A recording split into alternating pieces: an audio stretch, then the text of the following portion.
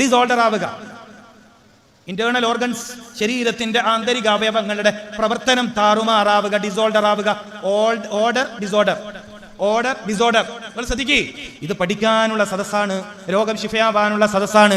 കാലങ്ങളായി അനുഭവിക്കുന്ന പ്രയാസങ്ങളുടെ കെട്ടുകളഴിച്ച് തൻഹല്ലു ബിഹിൽ ഉഖദ് വതൻഫരിജു ബിഹിൽ ഖുറബ് വതുഖ്ലാ ബിഹിൽ ഹവായിജ്. സ്വലാത്തിന് വേണ്ടി ഒരുമിച്ച് കൂടുന്നവർ മനസ്സിലാക്കേണ്ടത്, മുഹമ്മദുർ റസൂലുള്ളാഹി സ്വല്ലല്ലാഹു അലൈഹി വസല്ലമ തങ്ങളുടെ നാമധേയത്തിൽ ഒരുമിച്ച് കൂടിയാൽ, സ്വലാത്തിന് വേണ്ടി ഒരുമിച്ച് കൂടിയാൽ, തുഖ്ലാ ബിഹിൽ ഹവായിജ്, അവിടെ ആവശ്യങ്ങൾ വീട്ടപ്പെടണം. തൻഹല്ലു ബിഹിൽ ഉഖദ്, കെട്ടുകൾ അഴിക്കപ്പെടണം. ദുഃഖത്തിന്റെ, ദുരിതത്തിന്റെ, പ്രയാസത്തിന്റെ, നമ്മെ വെരിഞ്ഞു മുറുക്കിയ കെട്ടുകൾ അഴിഞ്ഞു വീഴണം. അല്ലാഹു കബൂൽ ചെയ്യട്ടെ. മുഹമ്മദ് റസൂൽ സല്ലല്ലാഹു അലൈഹി വസല്ലമ തങ്ങളുടെ പ്രത്യേകത അതാണ്. നിങ്ങളെ പിടികൂടിയ കെട്ടുകളെ അഴിച്ചു തരും, നിങ്ങളെ പിടികൂടിയ പ്രയാസങ്ങളെ നീക്കിത്തരും. അതുകൊണ്ടല്ലേ മങ്കൂസ മൗലീദിലെ മനോഹരമായ ഒരു വരി നമ്മൾ ഇവിടെ പാടിയത്, വമരീളൻ അൻത സായിറുഹു വമരീളൻ അൻത സായിറുഹു ഖദ് അതാഹുല്ലാഹു ബിൽ ഫറജി.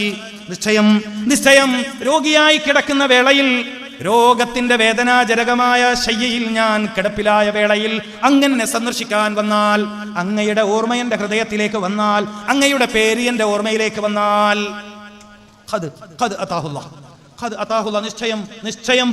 നിശ്ചയം അല്ലാഹു എനിക്ക് തരും. ബിൽ ഫറജി, ഈ രോഗാവസ്ഥയിൽ നിന്നുള്ള മുക്തി എനിക്ക് സാധ്യമാണ്. എത്രയെത്ര രോഗികൾക്കാണ് മുഹമ്മദീയത്തിന്റെ സ്വല്ലല്ലാഹു അലൈഹി വസല്ലം നൂറാനിയത്ത് കൊണ്ട് രോഗം ശിഫയായത്. നിങ്ങൾക്കറിയാമോ? എന്റെ അനുഭവത്തിലുള്ള കാര്യമാണ് പറയുന്നത്. എത്രയെത്ര രോഗികൾക്കാണ് ബിനൂരി മുഹമ്മദിൻ സ്വല്ലല്ലാഹു അലൈഹി വസല്ലം രോഗം ശിഫയായത്. അല്ലാഹു നമ്മളെ സ്വീകരിക്കട്ടെ പ്രിയപ്പെട്ട മുഅ്മിനീങ്ങളെ. സ്വസ്ഥതയുടെ, സമാധാനത്തിന്റെ ബിദിക്രി റസൂലില്ല. അള്ളാഹുവിന്റെ ദൂതരായ റസൂലുള്ളാഹി സ്വല്ലല്ലാഹു അലൈഹി വസല്ലമ തങ്ങളെ ഓർമ്മിക്കൽ കൊണ്ട് മനസ്സിന് സമാധാനം ഉണ്ടാകും. ഏറ്റവും സങ്കീർണമായ കാലഘട്ടത്തിൽ ലോകത്താര ഏറ്റവും സമാധാനത്തിൽ ജീവിച്ചത്, ലോകത്ത് ഏറ്റവും സമാധാനത്തോടെ ജീവിച്ചതാരാണ്? മുഹമ്മദുർ റസൂൽ. നിങ്ങൾക്ക് എത്ര തെളിവാണ് ഞാൻ പറയേണ്ടത്? നമ്മളാണ് ജനിക്കണേന് മുന്നേ ഉപ്പയില്ല, ജനിച്ച 6 വയസ്സുള്ള ഉമ്മയില്ല, ഉമ്മ ഉണ്ടെങ്കിലും ഉമ്മ അല്ലാത്ത ഒരാളോടൊപ്പം താമസം, പിന്നെ മൂത്താപ്പാന്റെ കൂടെ പട്ടിണിയുള്ള കാലം, ആട്ടിനമേക്കാൻ പോയി. എപ്പോഴാണ് മുത്തുനബിയുടെ ജീവിതത്തിൽ പ്രശ്നങ്ങളില്ലാണ്ടായത്? നിങ്ങൾ ഇരാക്ക് പറഞ്ഞുതരാൻ പറ്റും.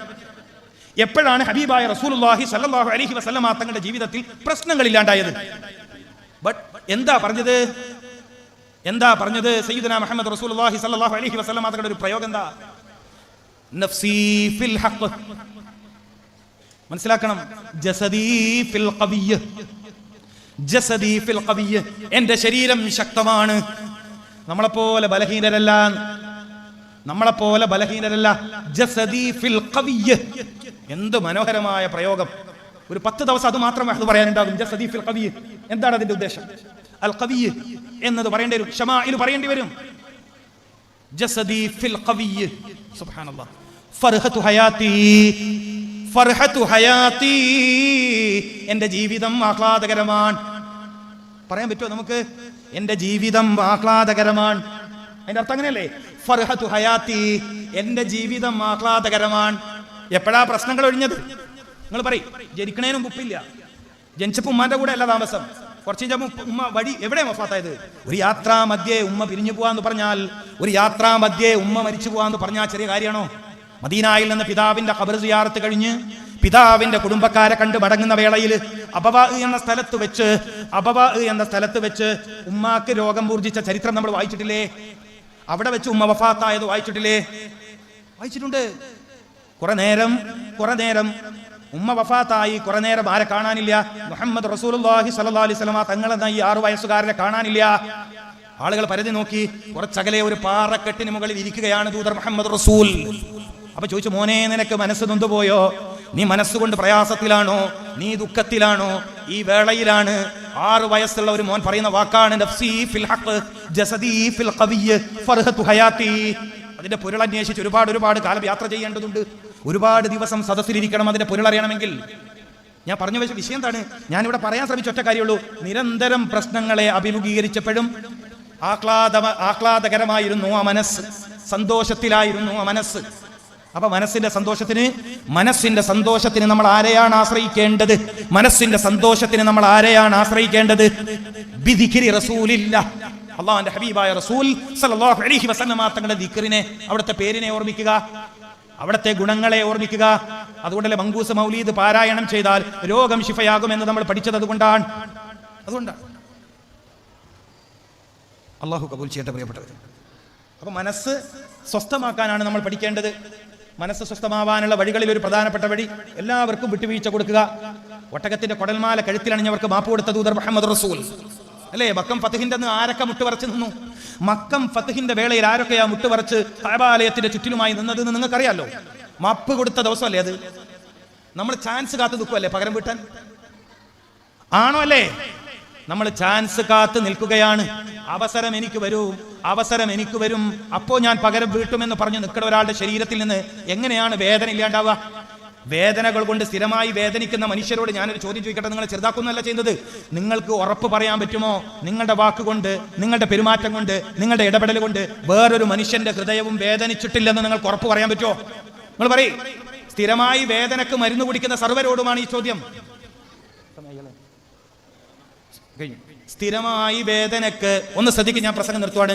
സ്ഥിരമായി വേദനക്ക് വേണ്ടി മരുന്ന് കുടിക്കുന്നവർ ഒന്ന് ശ്രദ്ധിക്കണേ.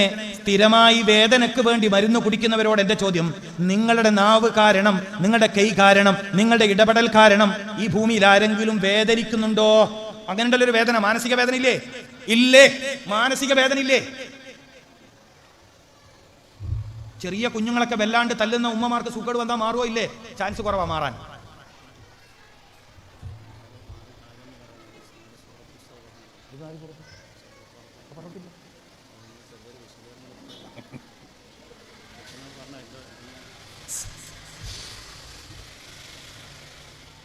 പ്രിയപ്പെട്ടവരെ, ഞാൻ പ്രസംഗം നിർത്തുവാണ്. ഷാഹുൽ ഹമീദ് ഉസ്താദ് നിർത്താൻ പറഞ്ഞല്ലോ കേട്ടോ. ഷാഹുൽ ഹമീദ് ഉസ്താദ് കുറച്ചും കൂടി പറയാൻ വേണ്ടി പറഞ്ഞാണ്. അതേ പറഞ്ഞ സമയമായില്ലേന്ന്. അല്ല, ഒരാൾ എഴുന്നേറ്റെന്ന് പറഞ്ഞപാട് ഞാൻ പ്രസംഗം നിർത്തുകയാണെന്ന് പറയുമ്പം അങ്ങനെ തോന്നിപ്പോകല്ലേ? ഞാൻ കുറച്ച് പറയാം. ഒരു 2-3 കാര്യങ്ങൾ പറയാൻ ഉസ്താദ് പറഞ്ഞാണ്. അത് ഞാനൊന്ന് ഒന്നും മനസ്സിലാകുന്ന രൂപത്തിലൊന്ന് പറയാം. അപ്പോൾ ഞാനിത് പറഞ്ഞത് വേദന, ഇത് വളരെ പ്രധാനമാണ്. ഞാനിത് പറയാതെ പോയാൽ എൻ്റെ ഒരു തെറ്റ് വരും. ഞാനിത് പറയാണ്ട് പോയാൽ പറ്റൂല. കാരണം എല്ലാ ദിവസവും വേദനിക്കുന്ന രോഗികളെ കാണുന്ന ആളാണ് ഞാൻ. മുട്ടുവേദന, നടുവേദന, കഴുത്ത് വേദന, മനസ്സിലാക്കണം, തലവേദന. എൻ്റെ ചോദ്യം ഇതാണ്, നിങ്ങൾ കാരണം മറ്റൊരാൾ വേദനിക്കുന്നുണ്ടോ? ഇല്ലേ? ഉണ്ടെങ്കിൽ നിങ്ങളെ വേദന മാറുമോ? ഇല്ലേ? ഗൗരവമാണ്. വെരി സീരിയസ് മാറ്റർ, വളരെ സീരിയസ് ആണ്. ഞാൻ ഉറപ്പ് പറയുന്നു, നിങ്ങൾ കാരണം ആരെങ്കിലും വേദനിക്കുന്നുവെങ്കിൽ നിങ്ങളുടെ വേദന വിട്ടുപോകാൻ ചാൻസ് ഇല്ല. ഞാൻ പറഞ്ഞല്ലോ, രോഗികളെ ചികിത്സിക്കുന്ന ആളാണ്. 15 വർഷമായി എൻ്റെ ജോലി മദ്രസാധ്യാപനം, അല്ലെ പള്ളി, അങ്ങനെയൊന്നുമല്ല. രോഗികളെ ചികിത്സിക്കുക. അത്ര പ്രശ്നങ്ങളുള്ളവരാണെങ്കിൽ അവരോട് പൊരുത്തപ്പെടിക്കണം. അത് ഭർത്താവ് ഭാര്യയോടാണെങ്കിൽ, ഭാര്യ ഭർത്താവിനോടാണെങ്കിലും, ഉമ്മ മക്കളോടാണെങ്കിലും, മക്കൾ ഉമ്മയോടാണെങ്കിലും, സഹോദരൻ സഹോദരനോടാണെങ്കിലും, സഹോദരി സഹോദരനോട്, ആരാണെങ്കിലും വിഷയമല്ല. ആരെയും വേദനിപ്പിക്കാൻ എനിക്കോ നിങ്ങൾക്കോ, ആരെയും വേദനിപ്പിക്കാൻ, മറ്റൊരാളുടെ ഹക്ക് തടഞ്ഞു വെക്കാൻ, ഏറ്റവും ശ്രദ്ധിക്കേണ്ട കാര്യം ഇതാണ്. മറ്റൊരാളുടെ ഹക്ക് തടഞ്ഞു വെക്കാൻ, അവകാശം തടഞ്ഞു വെക്കാൻ നമുക്കാർക്കും അധികാരമില്ല പ്രിയപ്പെട്ടവരെ. ഏത് രൂപത്തിലുള്ള പ്രയാസമാണ് നമ്മെ തേടി വരിക എന്ന് പറയാൻ പറ്റില്ല. അള്ളാഹു നമ്മുടെ ചിന്തയെ നന്നാക്കി തരട്ടെ. അള്ളാഹു നമ്മുടെ വാക്കുകളെ നന്നാക്കി തരട്ടെ. അള്ളാഹു നമ്മുടെ പെരുമാറ്റങ്ങളെ നന്നാക്കി തരട്ടെ. അതുകൊണ്ടല്ലേ വല്ലാത്തൊരു ദുആ പഠിപ്പിച്ചത്, വല്ലാത്തൊരു ദുആ ഹബീബായ റസൂൽ സല്ലല്ലാഹു അലൈഹി വസല്ലമ തങ്ങൾ പഠിപ്പിച്ചു തന്നത് ഓർമ്മിച്ചു പോവാണ്. അല്ലാഹുവേ എൻ്റെ സൃഷ്ടിപ്പ് നന്നാക്കിയതുപോലെ അല്ലാഹുമ്മ ഹസ്സിൻ, ദറിലേ, അല്ലാഹുമ്മ ഹസ്സിൻ ഖുലുഖി, അല്ലാഹുമ്മ ഹസ്സിൻ ഖുലുഖി, എൻ്റെ സ്വഭാവത്തെ നീ മനോഹരമാക്കി തരണേ. കമാ ഹസ്സൻത ഖിൽഖി, കമാ ഹസ്സൻത ഖിൽഖി, എൻ്റെ സൃഷ്ടിപ്പ് നന്നാക്കിയതുപോലെ ഏറ്റവും മനോഹരമായ രൂപത്തിലാണ് അല്ലാഹു മനുഷ്യനെ സൃഷ്ടിച്ചത്. ലഖദ് ഖലഖനൽ ഇൻസാന ഫീ അഹ്സനി തഖ്വീം, ഏറ്റവും മനോഹരമായ രൂപത്തിലാണ് അല്ലാഹുവിന്റെ പടപ്പുകളിൽ, പരകോടി സൃഷ്ടിജാലങ്ങളിൽ ഏറ്റവും സൗന്ദര്യമുള്ളത് മനുഷ്യനാണ്. ഏറ്റവും സൗന്ദര്യമുള്ളത് മനുഷ്യനാണ് പ്രിയപ്പെട്ടവരെ. ആ മനുഷ്യൻ അള്ളാഹിനോട് ദുആ ചെയ്യുന്നു, എൻ്റെ സൃഷ്ടിപ്പ് നന്നാക്കിയതുപോലെ. പ്രത്യേകിച്ച് വിവാഹത്തിന് മുമ്പ് ആൺമക്കളും പെൺമക്കളും ഏറ്റവും ഗൗരവത്തിൽ ദുആ ചെയ്യേണ്ടത് ഈ ദുആ ആണ്. 2 സ്വഭാവങ്ങളാണ് ഒന്നാകാൻ പോകുന്നത്. സ്വഭാവക്കേടിന്റെ പേരിലാണ് ഭാര്യ ഭർത്താക്കന്മാരെപ്പോഴും തെറ്റാറുള്ളത്. സ്വഭാവക്കേടിന്റെ പേരിലാണ് ഭാര്യ ഭർത്താക്കന്മാര് പലപ്പോഴും തെറ്റാറുള്ളത്. കല്യാണം കഴിച്ചത് അവളെ സൗന്ദര്യം കണ്ടിട്ടാണ്, ഇപ്പൊ തെറ്റിയത് അവളെ സ്വഭാവം കണ്ടിട്ടാണ്. അല്ലേ അല്ലേ അങ്ങനെയല്ലേ? അങ്ങനെയാണ് കല്യാണം കഴിച്ചത് സൗന്ദര്യം കണ്ടിട്ട്, ഇപ്പൊ തെറ്റിയത് സ്വഭാവം കണ്ടിട്ട്. ആണോ അല്ലേ? കഴിച്ച 6 മാസം കഴിഞ്ഞപ്പോൾ സൗന്ദര്യം മങ്ങിപ്പോയത് കൊണ്ടല്ല. പ്രത്യേകിച്ച് നമ്മളെ പെൺകുട്ടികളുടെ സൗന്ദര്യം നന്നാക്കാൻ മാത്രം എത്ര അധ്വാനിക്കുന്നവരാണ് പാവങ്ങൾ. യാ അല്ലാഹ്, കഷ്ടപ്പാട്. അല്ലാഹുവേ അവർക്ക് എളുപ്പം കൊടുക്കണേ അല്ലാഹ്. ഓരോ കാര്യത്തിൽ ദ്വേർക്കണ്ടേ ഈ സൗന്ദര്യം നന്നാക്കാൻ വേണ്ടി. ആ മറ്റേ പുരിയെല്ലാം ഇങ്ങനെ ചെത്തിയിട്ട് വരമ്പ് പോലെ ആക്കാൻ വേണ്ടി എത്ര മെനക്കെടാന്ന് നിങ്ങൾ മനസ്സിലായില്ല. നിങ്ങൾ ഇതൊന്നും നോക്കലില്ല, പെണ്ണുങ്ങളെയൊന്നും നോക്കാണ്ട് ഈ ആണുങ്ങന്മാർ പോട്ട്. ഇതെല്ലാം ഇല്ലേ, ഞാൻ ഈ പെണ്ണുങ്ങളെല്ലാം നോക്കുന്ന കൂട്ടത്തിലാണ്. കാരണം ഇറക്കി നോക്കാണ്ട് ചികിത്സിക്കാൻ കഴിയില്ല. അതുകൊണ്ടാണ് ഞാൻ വിചാരിക്കേണ്ട ഇയാൾക്ക് ഇതാ പരിപാടി. ഇത് കണ്ട് എന്തെങ്കിലും പറയാം പുരികം. ഇതെല്ലാം നന്നാക്കാൻ എത്ര മെനക്കെടാണ്. അതിന്റെ വേദന ഞാൻ ചിന്തിക്കല്, ഇത് പറിക്കുമ്പോൾ വേദന എടുക്കൂലെന്നാണ്. അങ്ങനെ പറിച്ചിട്ട് ആ മുടിയെല്ലാം എന്താ ഇപ്പൊ തലിക്കെട്ട് കെട്ടിയിട്ടാ തട്ടം. മുമ്പെല്ലാം കുത്തുപോകുന്ന പുസ്തകമാണ് തലിക്കെട്ട് കെട്ടിയിട്ട് തട്ടോടയിൽ. ഇപ്പൊ തലക്കെന്താ വണ്ണം എല്ലെങ്കിൽ തന്നെ ചൂട് കൂടിയിട്ട് നിൽക്കാൻ കഴിയുന്നില്ല. ഈ തലിക്കെട്ടും കെട്ടിയിട്ട് തട്ടോട്ടെ ഇവളെ അവസ്ഥ എന്താ? നിങ്ങൾ ഈ ആണുങ്ങൾക്കൊന്നും തിരിയുന്നില്ല കേട്ടോ, ഒരു ചിരിക്കുന്നു. ഇങ്ങനെയാണ് ഇപ്പോഴത്തെ പെൺകുട്ടികൾ. നിങ്ങൾ കണ്ടിട്ടില്ല വലിയൊരു തലിക്കെട്ട് അതിന് തട്ടം. ഇത്ര ചെറിയൊരു മാങ്ങൻ്റെ അത്രയും മുഖമുണ്ടാവും. ഈ വലിയ തലിക്കെട്ട് എന്തെന്നാ ഇവളെ കഥ? ഇവക്ക് കണ്ണാടി നോക്കിക്കൂടെ? എല്ലാ കുട്ടിയും നിനക്കൊന്ന് കണ്ണാടി നോക്കിക്കൂടെ? അല്ല മൊബൈൽ ഫോണിൽ സെൽഫി എടുത്തിട്ട് നീ ഒന്ന് നോക്കിയിട്ട് എന്തെന്നായത്? ചെറിയ ഇത്ര മുഖം വലിയ തലിക്കെട്ടും എങ്ങനെ ഉണ്ടാവും? ചിലപ്പോൾ നിങ്ങളുടെ നാട്ടിൽ ഇപ്പോൾ പിള്ളേർ കെട്ടാത്തോട്ടായിരിക്കും നിങ്ങൾ പലരും എന്നെ തുറച്ച് നോക്കി എന്തെന്നാ ഇയാൾ പറയുന്നത്. എല്ലാവരും മക്കളിട്ടിട്ട് അതെല്ലാം നടക്കല് അങ്ങനത്തെ എല്ലാം. അപ്പോൾ എനിക്ക് സങ്കടമുണ്ട്. ഈ സൗന്ദര്യം നന്നാക്കാനല്ലേ ഇത്രയും കഷ്ടപ്പെടുന്നു. ആകെ നമ്മളെ റാഹത്താക്കാനല്ലേ ഇത്. എന്നിട്ടോ തൊട്ടേനും എടുത്തേനും വെച്ചേനും ചീത്ത നിൽക്കെന്താ പണിയെന്ന് ചോദ്യം. ഓക്കെ, ഇപ്പണി ഞാൻ എത്ര മണിക്കൂർ വേണം? അള്ളാഹു കാത്തിരക്ഷിക്കട്ടെ. അപ്പം നമ്മളെന്താ പറഞ്ഞത്? രോഗം, വിട്ടുവീഴ്ച, മാപ്പ് കൊടുക്കുക, എല്ലാവരോടും സ്നേഹം കാണിക്കുക, അലിവ് കാണിക്കുക, കൃപ കാണിക്കുക. കുറച്ച് കാലം ജീവിക്കുള്ളൂ. അള്ളാഹ് കുറച്ച് കാലം ജീവിക്കും, കുറച്ച് കാലേ ഉള്ളൂ. ഒറ്റ തവണ ഇവിടെ ജീവിതമുള്ളൂ. എല്ലാവരോടും സ്നേഹം, എല്ലാവരോടും ഇഷ്ടം, എല്ലാവരോടും പിരിശം, എല്ലാവരോടും. എൻ്റെ പ്രിയപ്പെട്ടവരെല്ലാവരും മറ്റുള്ളവർക്ക് വേണ്ടി കഷ്ടപ്പെടുന്നവരാണ്. സ്ത്രീകൾ പുരുഷന്മാർക്ക് വേണ്ടി കഷ്ടപ്പെടുന്നു, പുരുഷന്മാർ സ്ത്രീകൾക്ക് വേണ്ടി കഷ്ടപ്പെടുന്നുണ്ട്. മക്കളെ, നിങ്ങളുടെ മാതാപിതാക്കൾ നിങ്ങൾക്ക് വേണ്ടി കഷ്ടപ്പെടുന്നുണ്ട്. പിന്നീട് മക്കൾ നിങ്ങൾക്ക് വേണ്ടി കഷ്ടപ്പെടും. എല്ലാവർക്കും വേണ്ടി കഷ്ടപ്പെടുന്നുണ്ട്. അതുകൊണ്ട് എല്ലാവരും സ്നേഹിക്കുക. അള്ളാഹു ഖൈർ പ്രദാനം ചെയ്യട്ടെ. അപ്പോൾ ഞാൻ പറഞ്ഞു വന്നത്, മനസ്സിന് സ്വസ്ഥത, മനസ്സിന് സമാധാനം ഉണ്ടെങ്കിൽ ഏത് രോഗാവസ്ഥയിൽ നിന്നും നമുക്ക് രക്ഷപ്പെടാൻ പറ്റും. നിശ്ചയം അതിലേറ്റവും പ്രധാനമാണ് അലാ ബിദിക്രില്ല. മനസ്സിന് സ്വസ്ഥത കിട്ടാത്തവർ, മനസ്സിനെപ്പോഴും സ്വസ്ഥത കിട്ടാത്തവർ, എപ്പോഴും വേവലാതിയുള്ളവർ, എപ്പോഴും ബേജാറ് പറയുന്നവർ, എപ്പോഴും അങ്കലാപ്പ് പ്രകടിപ്പിക്കുന്നവർ തന്റെ വലത് കൈയിനെ ഇടത് നെഞ്ചോട് ചേർത്ത് വെക്കണം. വെറുതെ ഓതിയിട്ട് കാര്യമില്ല. വലത് കൈയിനെ ഇടത് നെഞ്ചോട് ചേർത്ത് വെച്ചുകൊണ്ട് ആദ്യം ചെയ്യേണ്ടത് ഔദ് ചൊല്ലലാണ്, പിന്നീട് ചെയ്യേണ്ടത് ബിസ്മി ചൊല്ലലാണ്. അതിനുശേഷമോ അലാ ബിദിക്രില്ല, ഈ ആയത്ത് ഓതണം. അലാ ബിദിക്രില്ലാഹി തത്മഇന്നുൽ ഖുലൂബ്. 7, 11, 21 തവണയൊക്കെ നിങ്ങൾക്ക് ഓതാവുന്നതാണ്. ഈ ഒരു ആയത്ത് ഒരൊറ്റ തവണ ഓതുമ്പോഴേക്കും, ഒറ്റ തവണ ഈ ആയത്ത് ഓതുമ്പോഴേക്കും മനസ്സിലേക്ക് ഒരു കുളിർമ വരും. അതുവരെ ഇല്ലാത്തൊരു കുളിർമ നിങ്ങളുടെ മനസ്സിന് വരും. പ്രിയപ്പെട്ടവരെ, മനഃശാന്തിക്ക് ഖുർആൻ ഉപയോഗിക്കും. അതിൻ്റെ ഒരു ഹിക്മത്താ പറഞ്ഞു തരുന്നത്. അതിൻ്റെ ഒരു ഹിക്മത്ത് പറഞ്ഞു തരാണ്. ഇത് ഹിക്മത്താണ്. അപ്പൊ നെഞ്ചോട് ഇടത് നെഞ്ചോട് വലത് കൈ ചേർത്ത് വെച്ചുകൊണ്ട്, ഇടത് നെഞ്ചോട് വലത് കൈ ചേർത്ത് വെച്ചുകൊണ്ട് അലാ ബിദിക്രില്ലാഹി തത്മഇന്നുൽ ഖുലൂബ് ഇത് പാരായണം ചെയ്യുക. ശേഷം വീണ്ടും ബിസ്മി ഓതണം. ശേഷം വീണ്ടും ബിസ്മി ഓതി സൂറത്തുൽ ഇൻശിറാഹ്, അലം നശ്റഹ് ലക സ്വദ്റക് വവദഅനാ അൻക വിസ്റക് അല്ലദീ അൻഖദ ലഹ്റക് വറഫഅനാ ലക ദിക്റക്. മതി. വറഫഅനാ ലക ദിക്റക്. സുബ്ഹാനല്ലാഹ്. നിങ്ങൾ ഈ വറഫഅനാ ലക ദിക്റക് എന്ന് പറയുമ്പോഴേക്കും ഈ ആയത്ത് ഓതണം, പൂർണ്ണമായി ഓതണം. ഒരു തവണ ചെയ്യുമ്പോൾ ഇത് 4 തവണയാണ് ഓതേണ്ടത്. മനസ്സിന് സമാധാനമില്ലാത്തവർ, മനസ്സിന് എപ്പോഴും ബേജാറുള്ളവർ, എപ്പോഴും മനസ്സിന് പേടിയുള്ളവർ, എപ്പോഴും ബേജാറ് പറയുന്നവർ, ഇതുപ്രകാരം അലം നശ്റഹ് സൂറത്ത് 4 തവണ ഫർളായ നിസ്കാര ശേഷം രോഗം ശിഫയാവാൻ, മനസ്സിന് സ്വസ്ഥത കിട്ടാൻ ആഗ്രഹിച്ചുകൊണ്ട്, ഖുർആനിൽ ശിഫയുണ്ട് എന്നത് വിശ്വസിച്ചുകൊണ്ട്, ഖുർആനിലൂടെ മുഅ്മിനീങ്ങളുടെ രോഗം ശിഫയാകുമെന്ന് സയ്യിദുനാ മുഹമ്മദ് റസൂൽ സല്ലല്ലാഹു അലൈഹി വസല്ലമ തങ്ങൾ പഠിപ്പിച്ചതിനെ ഞാൻ വിശ്വസിക്കുന്നു, ഞാനത് ചെയ്യുന്നു എന്ന് കരുതിക്കൊണ്ട് ഒരാൾ ചെയ്താൽ വളരെ വേഗത്തിൽ മനസ്സിന് സമാധാനം കിട്ടും. തീർന്നില്ല. അല്ലാഹു ഹാളിരി, അല്ലാഹു നാളിരി, അല്ലാഹു ഷാഹിദി, അല്ലാഹു മഈ. ഈ മനോഹരമായ ദിക്റങ്ങാൻ ഞാൻ ഈ പറഞ്ഞ ക്രമത്തിൽ അഊദു ചൊല്ലി, ബിസ്മി ചൊല്ലി, അലാ ബിദിക്രില്ലാ ചൊല്ലി, അലം നശ്റഹ് ഓതിയ ശേഷം അല്ലാഹു ഹാദിരി, അല്ലാഹു നാദിരി, അല്ലാഹു ഷാഹിദി, അല്ലാഹു മഈ. മഅയ്യത്തിന്റെ ബോധമാണ്, മഅയ്യത്തിന്റെ ബോധം ഉണ്ടാക്കിയെടുക്കലാണ് മാനസിക രോഗത്തിന്റെ ചികിത്സ എന്ന മഹാന്മാർ. മഅയ്യത്തിന്റെ ബോധം, അതായത് അല്ലാഹു കൂടെയുണ്ട് എന്ന ബോധം. ശരിക്കും മനസ്സിലായില്ലേ? അല്ലാഹു കൂടെയുണ്ട് എന്ന ബോധം മനസ്സിന് പ്രയാസമുള്ളവരെ ബോധ്യപ്പെടുത്തലാണ് ചികിത്സ. അബൂബക്കർ സിദ്ദീഖ് റളിയല്ലാഹു തആല അൻഹു ഗാർ തൗറില് ഒരു പേടി പറഞ്ഞപ്പോ ഇന്നല്ലാഹ മഅനാ, മഅയ്യത്തിന്റെ ബോധം ഉണ്ടാക്കി കൊടുത്തു. അപ്പൊ മഅയ്യത്തിന്റെ ബോധം ഉണ്ടാക്കലാണ് പേടിക്കുള്ള ചികിത്സ. അതുകൊണ്ടാണ് പേടിച്ച് കരയുന്ന കുട്ടികളുടെ ചെവിയിൽ ബാങ്ക് കേൾപ്പിക്കാൻ പഠിപ്പിക്കുന്നത്. രാത്രി എപ്പോഴും കരയുന്ന കുഞ്ഞുങ്ങളുടെ വലത് ചെവിയിൽ ബാങ്കും ഇടത് ചെവിയിൽ ഇക്കാമത്തും കേൾപ്പിക്കുന്നത് ഈ മഅയ്യത്ത് ഉണ്ടാക്കാനാണ്. അള്ളാഹു കബൂൽ ചെയ്യട്ടെ. ഇനി നീട്ടി പറയുന്നില്ല, സമയമായിരിക്കും അല്ലേ. അപ്പൊ ഷൗൽ ഹമീദ് ഉസ്താദ് പറഞ്ഞത് ഞാൻ 4 കാര്യം പറഞ്ഞിരുന്നു, വിശദമാക്കാൻ സമയമില്ല. ഒന്ന്, ഈ വയസ്സായ ആളുകൾ 63 വയസ്സായാലും നമുക്കൊക്കെ അള്ളാഹു ദീർഘായുസ് പ്രദാനം ചെയ്യട്ടെ. അള്ളാഹു എല്ലാവർക്കും ദീർഘായുസ് പ്രദാനം ചെയ്യും. അള്ളാഹുവെ ഞങ്ങളിലെ വയസ്സായ ആളുകൾക്ക് ആഫിയത്തും സലാമത്തും റാഹത്തും കൊടുക്കണേ അള്ളാഹ്. ഞങ്ങൾ ഉമ്മമാര്, ഉപ്പമാര്, ഉസ്താദുമാര്, ഞങ്ങളെ മശായിഖമാരിൽ പലരും വയസ്സായവരാണ്. അവർക്ക് നീ നല്ല ആഫിയത്തും നല്ല റാഹത്തും സലാമത്തും കൊടുക്കണേ തമ്പുരാനെ. അപ്പോൾ വയസ്സായാൽ, ഒരു 63 വയസ്സൊക്കെ ആയാൽ ജീവിതത്തിൽ കുറച്ചുകൂടി ഒരു ആനന്ദകരമായ അവസ്ഥയിലേക്കും സന്തോഷകരമായ അവസ്ഥയിലേക്കാണ് പോകേണ്ടത്. പക്ഷെ കാണുന്നത് പലർക്കും ബേജാറും വെപ്രാളും കൂടുതലാണ്, വിഷമം കൂടുതലായിട്ടാണ് കാണുന്നത്.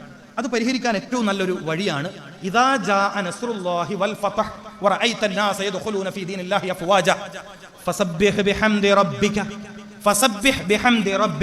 മനസ്സിലായോ? ഫസബ്ബിഹ് ബിഹംദി റബ്ബിക വസ്തഗ്ഫിറു. അതാണ് വിഷയം. അത് കുറെ പറയാനുണ്ട്. ഫസബ്ബിഹ് ബിഹംദി റബ്ബിക വസ്തഗ്ഫിറു, അതാണ് വിഷയം. നമുക്ക് പിന്നെ എപ്പോഴെങ്കിലും അത് പറയാം. അപ്പോൾ 63 വയസ്സ് കഴിഞ്ഞവർക്ക് ഖുർആൻ ഇഷ്ടം പോലെ ഓതാം. പക്ഷേ സൂറത്തുൻ നസ്ർ ധാരാളമായി പാരായണം ചെയ്യുക, തസ്ബീഹ് വർദ്ധിപ്പിക്കുക, നല്ല റാഹത്ത് കിട്ടും, നല്ല സമാധാനം കിട്ടും. തസ്ബീഹ് വർദ്ധിപ്പിക്കുക, സുബ്ഹാനല്ലാഹ് സുബ്ഹാനല്ലാഹ്. അത് വലിയൊരു ഹിക്മത്താണ്, ഞാൻ വിശദീകരിക്കുന്നില്ല, നമുക്ക് പിന്നെ പറയാം. പിന്നെയോ അൽഹംദുലില്ലാഹ് പറഞ്ഞുകൊണ്ടിരിക്കുക. ഒരുപാട് ആളുകൾ യൗവനകാലത്ത് മരിച്ചുപോയി, ഒരുപാട് ആളുകൾ ബാല്യകാലത്ത് മരിച്ചുപോയി. 63 വയസ്സ് വരെ അല്ലെങ്കിൽ 60 വയസ്സ് വരെ അല്ലെങ്കിൽ 65 വയസ്സ് വരെ ജീവിക്കാൻ റബ്ബ് എനിക്ക് ആയുസ് നീട്ടിത്തന്നു, അൽഹംദുലില്ലാഹ്. ഇത് വീണ്ടും ആയുസ് കൂടാനുള്ള മരുന്നാണ്. അപ്പൊ ഫസബ്ബിഹ് ബിഹംദി റബ്ബിക വസ്തഗ്ഫിറു. ഏറ്റവും പ്രധാനപ്പെട്ട പോയിന്റ് വാർദ്ധക്യ സഹജമായ അസ്വസ്ഥതകൾ ഇല്ലാണ്ടാക്കാൻ. ഒന്ന് ശ്രദ്ധിക്കണേ, പ്രസംഗം തീരുകയാണ്. വാർദ്ധക്യ സഹജമായ അസ്വസ്ഥതകൾ വരാതിരിക്കാൻ, വേവലാതികൾ വരാതിരിക്കാൻ, വിഷമതകൾ വരാതിരിക്കാൻ, ബലഹീനതകൾ വരാതിരിക്കാൻ, പരസഹായങ്ങൾ തേടേണ്ടി വരാതിരിക്കാൻ വസ്തഗ്ഫിറു, ഇസ്തിഗ്ഫാർ വർദ്ധിപ്പിക്കുക. അസ്തഗ്ഫിറുല്ലാഹ് എന്ന് പറഞ്ഞുകൊണ്ടേ ഇരിക്കുക. അല്ലാഹു തൗഫീഖ് ചെയ്യട്ടെ. അപ്പോൾ തസ്ബീഹ്, ഹംദ്, ഇസ്തിഗ്ഫാർ, ഇത് വലിയ ഹിക്മത്താണ്. എനിക്കിന്ന് പറഞ്ഞു പൂർത്തിയാക്കാൻ കഴിയില്ല. വഖവി ഉസ്താദ് പറഞ്ഞതുകൊണ്ട് ഞാൻ ആ വിഷയം തൊട്ടുപോയി. ഞാൻ നേരത്തെ ഒരു ഒഴുക്കിൽ അങ്ങനെ എന്തോ ഒരു കാര്യം പറയുമ്പോൾ ഖുർആനിൽ ഓരോരുത്തർക്കും ഓരോ വഴിയുണ്ട് എന്ന് പറഞ്ഞതാണ് വിഷയം. അത് അവിടെ അല്ല നിൽക്കുന്നത്, വിഷയം പറയാനുണ്ട്.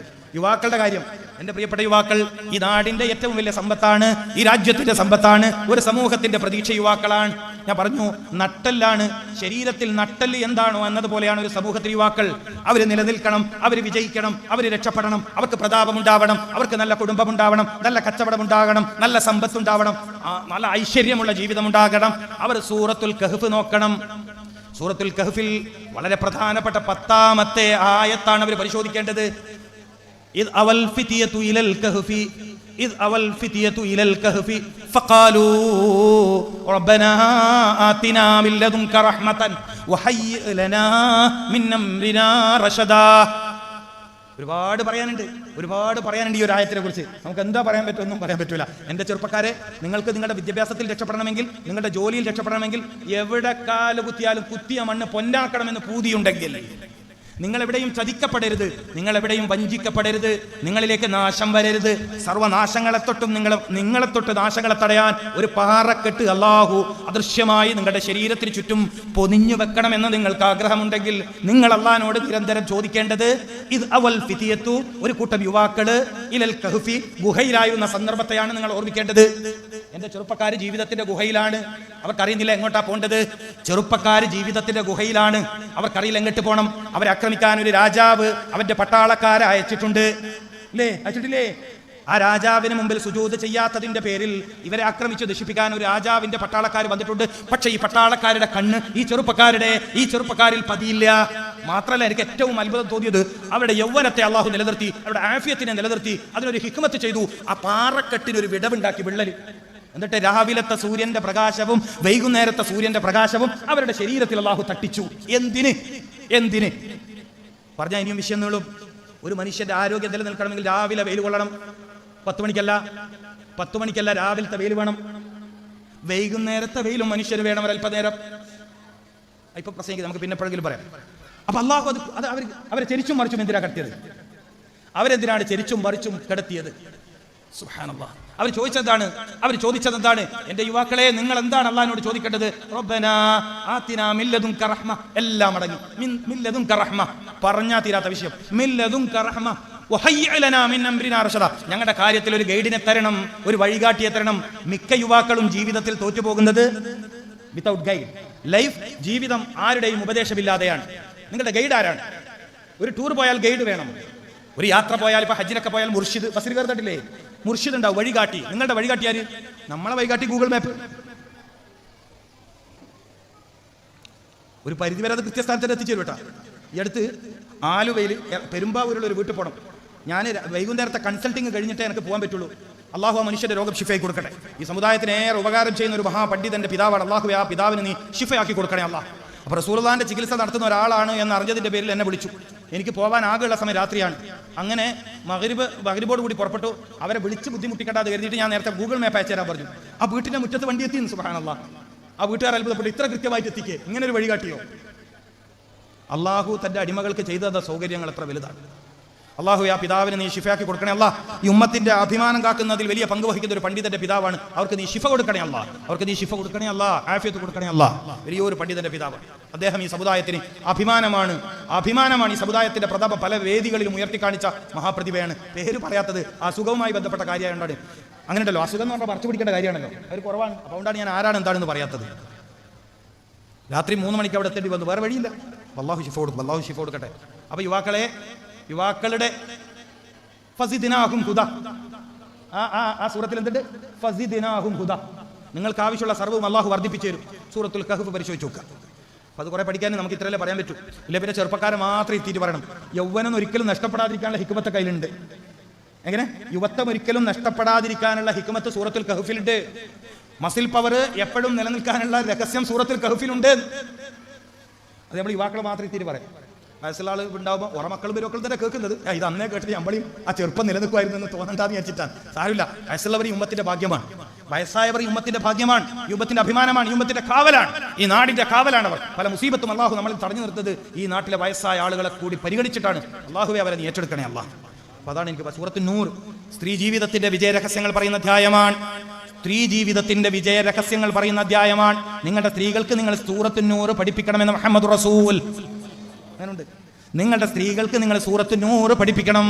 ഒരു സ്ത്രീ സൂറത്ത് നൂറിനെ സ്നേഹിക്കുകയും ഇഷ്ടപ്പെടുകയും എല്ലാ ദിവസവും അനുഗ്രഹീത വനിതയാവണം എന്ന ആഗ്രഹത്തോടുകൂടി ബഹുമാനാദരവോടെ എല്ലാ ദിവസവും സൂറത്ത് നൂർ പാരായണം ചെയ്താൽ ജീവിതം പ്രകാശപൂരിതമാകും. ഈ പെണ്ണാണ് വീടിന്റെ വിളക്കാകുന്ന പെണ്ണ്. റസൂലുള്ള പറഞ്ഞില്ലേ, വീട്ടിന്റെ വിളക്കാണ് പെണ്ണെന്ന്. സൂറത്ത് നൂറുള്ള പെണ്ണാണ്, അല്ലാത്ത മണ്ണെണ്ണ വിളക്കിന്റെ പെണ്ണല്ല. മനസ്സിലായില്ല? മണ്ണെണ്ണ വിളക്കിന്റെ പെണ്ണുണ്ട്, അതല്ല. സൂറത്തുൻ നൂർ. ആ സ്ത്രീകൾക്ക് തിരിഞ്ഞില്ലേ? സൂറത്തുൻ നൂർ, കൂടെയുള്ള പെണ്ണ്, പ്രകാശത്തിന്റെ അധ്യായം, കൂടെയുള്ള പെണ്ണ്, വീടിന്റെ വിളക്കാണ്. അല്ലാഹുവേ, ഞങ്ങളുടെ സ്ത്രീകൾ അത് ഏറ്റെടുക്കണേ അല്ലാഹ്. അത് കുറേ കാര്യങ്ങൾ പറയാനുണ്ട്, കുറേ വിഷയങ്ങൾ അതിനുള്ളിലുണ്ട്, നമുക്കിപ്പോൾ ചർച്ച ചെയ്യാൻ പറ്റൂല. ഞാൻ അതിന്റെ ഒരു വഴി പറഞ്ഞു, ഓതിക്കൊള്ളിങ്ങൾ. അല്ലാഹുവേ, ഞങ്ങളുടെ ഉമ്മമാര്, പെങ്ങന്മാര്, ഭാര്യമാര്, പെൺമക്കൾ നിന്റെ ഹബീബിന്റെ ഉമ്മഹാത്തിൽ മുഅ്മിനീങ്ങൾ അനുഗ്രഹിച്ചതുപോലെ അനുഗ്രഹിക്കണേ അല്ലാഹ്. ദുനിയാവിന്റെ ഫിത്നയിൽ നിന്ന്, ഫസാദിൽ നിന്ന്, ചതിയിൽ നിന്ന്, വഞ്ചനയിൽ നിന്ന്, നാശങ്ങളിൽ നിന്ന് ഞങ്ങളെ സ്ത്രീകൾക്ക് നീ കാവൽ നൽകണേ തമ്പുരാനെ. പിന്നെ മക്കളുമായി ബന്ധപ്പെട്ട് സൂറത്തുൽ ലുഖ്മാൻ പറഞ്ഞിട്ടുണ്ട്. ഞാൻ പല മാതാപിതാക്കളും മക്കളാവാൻ ദുആ ചെയ്തു, പിന്നെ അവരെ കൊണ്ടാണ് ടെൻഷൻ. വാഴ വെക്കുന്ന കഥ പറയല് അല്ലേ? വാഴ വെച്ചാൽ മതിയേനു, തെങ്ങ് വെച്ചാൽ മതിയേനു, എന്ത് കഥ പറയലില്ലേ? സൂറത്തുൽ ലുഖ്മാൻ ഓതിയാൽ മതിയായിരുന്നു. എന്റെ മറുപടി, മക്കള് ശരിപ്പെട്ട് കിട്ടുക എന്നുള്ളത് മാതാപിതാക്കളുടെ ഭാഗ്യമാണ്. അല്ലാഹുവേ, ആ അനുഗ്രഹം ഞങ്ങൾക്ക് നീ നൽകണേ അല്ലാഹ്. ഇസ്മായിൽ നബി അലൈഹിസ്സലാം ഇബ്രാഹിം നബി അലൈഹിസ്സലാമിന് എത്രത്തോളം അനുസരണയുള്ള മകനായോ അതുപോലെ ഞങ്ങളെ മക്കളെ നീ ആക്കി തരണേ അല്ലാഹ്. ഏതൊരു മാതാവിന്റെയും പിതാവിന്റെയും ദുആ മക്കൾക്ക് വേണ്ടി ഇങ്ങനെ ആവണം. എങ്ങനെ? ഇസ്മായിൽ നബി ഇബ്രാഹിം നബി അലൈഹിസ്സലാമിനെ അനുസരിച്ചതുപോലെ ഞങ്ങളെ മക്കളെ ഞങ്ങൾ അനുസരിപ്പിക്കണേ എന്ന് ദുആ ചെയ്താൽ ആ ദുആയിൽ ഒരു ബർക്കത്തുണ്ട്. എന്താ ബർക്കത്ത്? 2 നബിമാരുടെ പേര് പറഞ്ഞു, 2 നബിമാരുടെ ഖസസ് ഓർമ്മിച്ചു, 2 നബിമാര് അള്ളാഹനെ അനുസരിച്ചതിനെ ഓർമ്മിച്ചു. ഈ ഓർമ്മകൾ കാരണം നിങ്ങളുടെ മക്കള് നന്നായി തീരും. അല്ലാഹു കബൂൽ ചെയ്യട്ടെ. സൂറത്തുൽ ലുഖ്മാൻ മക്കള് കേൾക്കെ ഓതുന്നതും മക്കൾ നന്നാവാനുള്ള ഹിക്മത്തുകളും മക്കളോട് മാതാപിതാക്കൾ സംസാരിക്കേണ്ട ശൈലിയും സൂറത്തുൽ ലുഖ്മാനിലാണുള്ളത്. അത് മാതാപിതാക്കൾ മാത്രം ഇരിക്കുമ്പോഴാണ് ആ വയത് പറയേണ്ടത്, അതിൽ മക്കൾ ഇടാൻ പാടില്ല. അതുകൊണ്ട് ഉസ്താദ് പറഞ്ഞതുകൊണ്ട് ഞാൻ ഇത്രയും കാര്യങ്ങൾ പറഞ്ഞത്. അല്ലാഹു സുബ്ഹാനഹു വ തആല കുറച്ച് കാര്യങ്ങൾ ഞങ്ങൾ പറഞ്ഞു. അല്ലാഹുവേ, ഈ പരിശ്രമം കബൂൽ ചെയ്തിട്ട് ഈ പരിശ്രമം ഇതൊരു പരിശ്രമമായി ഞങ്ങൾ സ്വീകരിക്കണേ അല്ലാഹ്.